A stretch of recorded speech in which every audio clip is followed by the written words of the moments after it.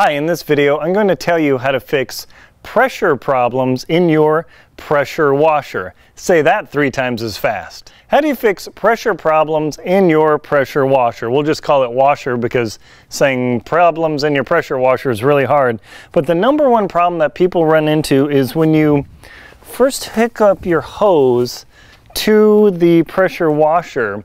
There's a lot of air in here. I mean, there's no water, obviously, and the pump doesn't work with air in it. So what I'm going to do is show you the very simple trick of how to make that work. So I get in here and initially get the hose attached.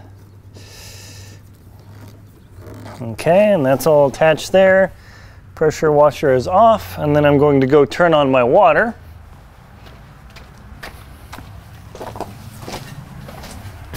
Crank it up to full juice here. And you can hear a lot of air running through this thing. Now normally the smart person might try and let the water run through the hose and just spray out. But as soon as you shut the water off to connect it, that water drains out and you end up with an air bubble anyway. So once I get the hose hooked up to here and I turn on the pump, I just literally, I don't put any nozzle on here and I make sure this is tight. And what I do is I just literally come on over here. I just literally water my lawn, and you can hear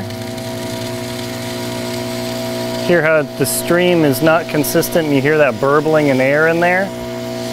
So you can hear that, right? So what I'll do is I'll show you what happens. I'll lock this for safety. And get this guy in here. I'll unlock and watch what happens is the pressure will initially kick up, but then it'll go crazy.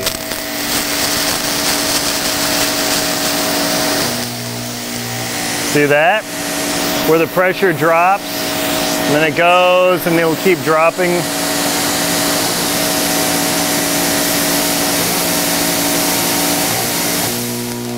See, and all of a sudden you think, oh, my pump is dead, there's something with my pressure washer, and you're not getting the power out of it. That's the problem. And you can hear the pump just actually running and there's air in there, so that can actually damage the pump because the pump's actually running dry.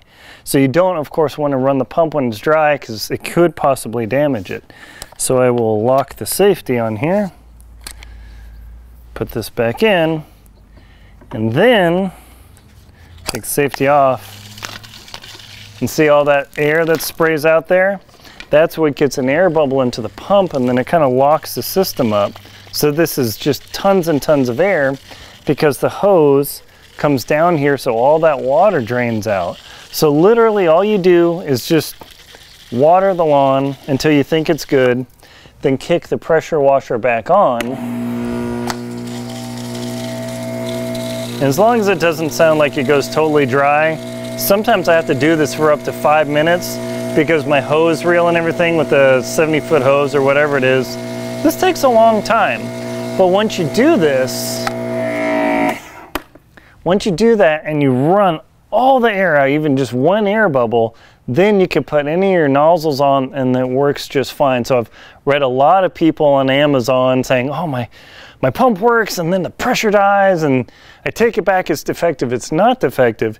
It's just any air in the line is what the #1 cause of pressure loss is in a pressure washer. Hopefully you found this video helpful. Just remember, kick it up and just water your lawn for a while. See how much air is in that thing? And that's terrible. And that's where your pressure pump just starts freaking out because there's no water in the line.